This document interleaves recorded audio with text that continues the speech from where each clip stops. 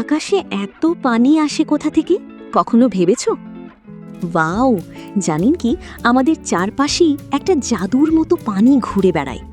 ধরো, সূর্যমামা যখন গরম গরম রোদ দেয়, তখন নদী, পুকুর আর সমুদ্রের পানি একটু একটু করে উড়ে যায় আকাশে।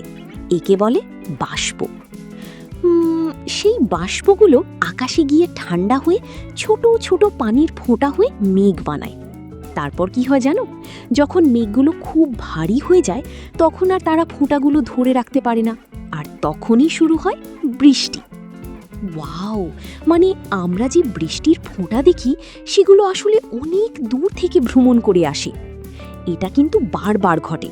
পানি উড়ে যায়, মেঘ হয়, আবার বৃষ্টি হয়ে ফিরে আসে। একে বলে পানির চক্র। তুমি কি নতুন কিছু শিখলে আজ?